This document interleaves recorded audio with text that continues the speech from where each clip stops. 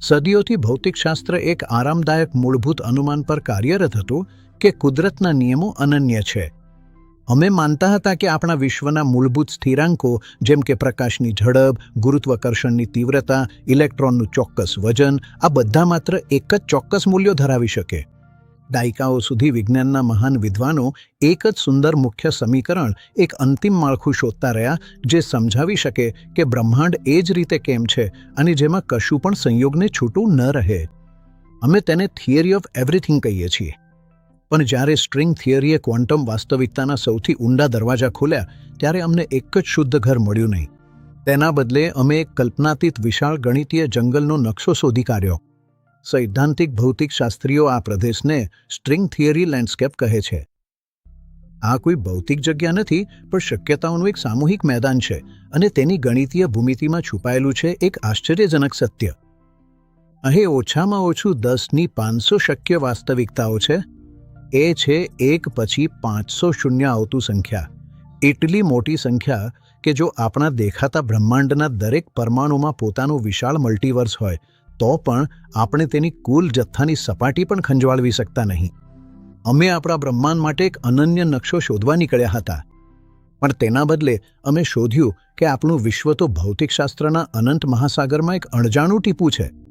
એક જ ગણિતીય સિદ્ધાંત કેવી રીતે અનંત અલગ અલગ દુનિયાઓ પેદા કરી શકે છે એ સમજવા માટે આપણે પરમાણુઓની દુનિયા કરતાં પણ ઘણી નીચે આપણા બ્રહ્માંડમાં શક્ય સૌથી નાની અંતરમાપ એટલે કે પ્લેન્ક લંબાઈ સુધી જવું પડશે. પ્રમાણભૂત ભૌતિકશાસ્ત્ર મૂળભૂત કણોને શૂન્ય પરિમાણના બિંદુ તરીકે માને છે. સ્ટ્રિંગ થિયરી તેમને શુદ્ધ ઊર્જાના એક પરિમાણીય કમતા લૂપ્સથી બદલે છે. પણ આ સ્ટ્રિંગ્સ એ રીતે કંપે કે જે રીતે આપણે ક્વોન્ટમ બળો જોયા છે એનું સાચું અનુસરણ થાય તો તેમને હલનચલન માટે વધારે જગ્યા જોઈએ. તેમને વધારાની જગ્યા જોઈએ છે. સ્ટ્રિંગ થિયરી અનુસાર આપણું બ્રહ્માંડ માત્ર 3 અવકાશીય પરિમાણ ધરાવતું નથી. તેમાં 9 અથવા કદાચ 10 પરિમાણો છે. આ વધારાના 6 પરિમાણો આપણને દેખાતા નથી કારણ કે તે ખૂબ જ ટૂંકા અને જટિલ આકારોમાં, જેને કલાબિયાઉ મેનિફોલ્ડ્સ કહે છે, તેમાં સંકુચિત છે. આ જ્યોમેટ્રીઝને તમે અંતિમ બ્રહ્માંડીય ઓરિગામી તરીકે કલ્પી શકો. આ સૂક્ષ્મ આકારોમાં 100થી વધુ છુપાયેલા માર્ગો અથવા જ્યોમેટ્રિક ચક્રો છે. જેમ વિદ્યુત પ્રવાહ તાંબાના કોઇલની આસપાસ વળીને ચુંબકીય ક્ષેત્ર ઉત્પન્ન કરે છે, તેમજ ક્વોન્ટમ બળો અને સામાન્યકૃત ચુંબકીય ફ્લક્સો આ વધારાના પરિમાણવાળા ચક્રોની આસપાસ વળે છે. આ બળો જે રીતે વળે છે, સંકુચાય છે અને એકબીજામાં ફસાય છે, તે મેનિફોલ્ડના આકારને સ્થિર બનાવે છે. અને અહીં છે મહત્વપૂર્ણ યાંત્રિકી. આ બળોને તમે કેવી રીતે વાળો છો તે અંદર કંપતા સ્ટ્રિંગ્સના ગુણધર્મો નક્કી કરે છે. જ્યોમેટ્રી બદલો અને તમે તરત જ ભૌતિકશાસ્ત્ર બદલી શકો છો. ગણિત આપણને ભયાનક સંખ્યામાં સ્થિર રૂપરેખાઓ આપે છે. 10⁵ શક્તિ જેટલી બ્લુપ્રિન્ટ્સ. આ અજાણી દુનિયાઓ ખરેખર કેવી દેખાય છે?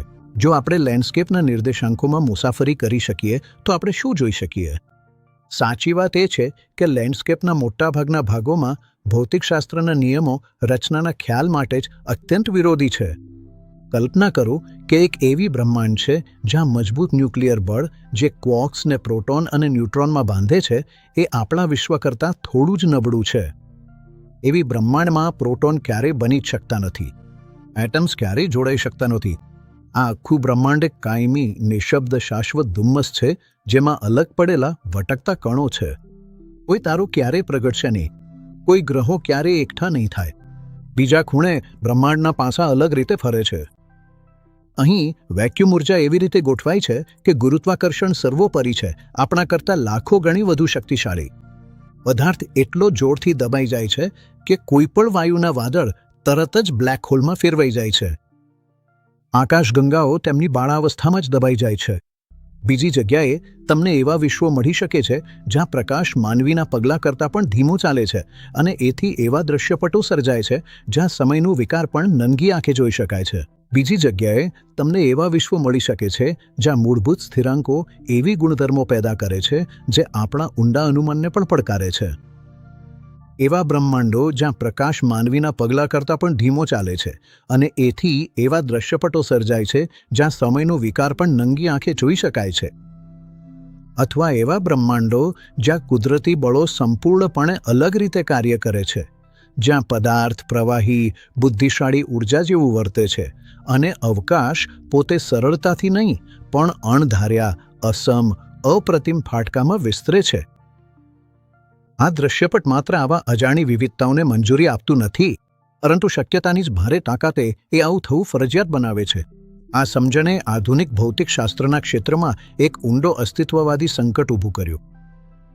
અમે ખાસ આ જ બ્રહ્માંડમાં કેમ જીવીએ છીએ? અમારો બ્રહ્માંડ આપણા અસ્તિત્વ માટે એટલો અશક્ય રીતે અત્યંત ચોકસાઈથી ગોઠવાયેલો કેમ લાગે છે? આનો જવાબ આપણને એક અત્યંત વિવાદાસ્પદ વિચાર સાથે સામનો કરાવે છે, જેને એન્થ્રોપિક સિદ્ધાંત તરીકે ઓળખવામાં આવે છે. આપણા બ્રહ્માંડના સ્થિરાંક વિશે વિચાર કરો. એ રહસ્યમય ડાર્ક એનર્જી જે અવકાશના વિસ્તરણને ચલાવે છે. જો આ મૂલ્ય થોડું પણ વધારે હોત તો અવકાશ એટલું ઝડપથી વિસ્તરત કે પદાર્થ ક્યારેય ભેગો થઈને આકાશગંગાઓ બનાવી શકત નહીં. જો એ થોડું પણ ઓછું હોત તો બ્રહ્માંડ પળભરમાં જ પોતાનામાં જ ફરી સંકુચાઈ જત. આ સૂક્ષ્મ ગોઠવણી એ એકમાં પછી 120 શૂન્ય આવે એટલી ચોકસાઈથી છે.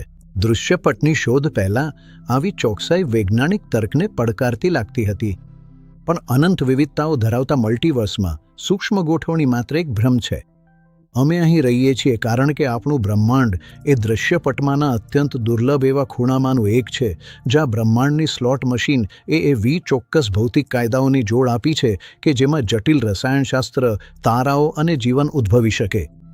અમે નિરીક્ષકો છીએ. અમે માત્ર જરૂરિયાતને કારણે જ આરામદાયક ખૂણામાં ફસાયેલા છીએ.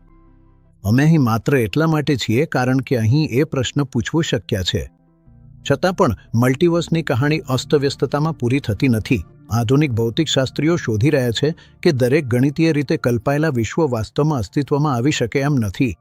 સ્ટ્રિંગ થિયરીના દૃશ્યપટના ઉર્વટેકરીઓની આસપાસ એક વિશાળ પ્રતિબંધિત વિસ્તાર છે જેને સ્વેમ્પલેન્ડ કહેવામાં આવે છે. સ્વેમ્પલેનમાં એવા બ્રહ્માંડો છે જે કાગળ પર તો સુસંગત લાગે છે, પણ મૂળભૂત રીતે સાચી ક્વોન્ટમ ગ્રેવિટી સિદ્ધાંત સાથે અસંગત છે. એ બધું મૃગજાળ છે. ખાસ ગણિતીય માપદંડો એટલે કે સ્વેમ્પલેન્ડ અનુમાન ઘડીને વૈજ્ઞાનિકો હવે આવા અશક્ય વિશ્વોને અલગ પાડવા લાગ્યા છે. ક્વોન્ટમ ગ્રેવિટી અત્યંત પ્રતિબંધક છે. આ સંભવિત સંયોજનોના વિશાળ ભારને છાંટીને બહાર કાઢે છે અને સાબિત કરે છે કે કુદરતી નિયમો સંપૂર્ણપણે મનમાની હોઈ શકે નહીં. શું શક્ય છે અને શું નહીં એ વધુ એક ઊંડો છુપાયેલો તર્ક નિયંત્રિત કરે છે.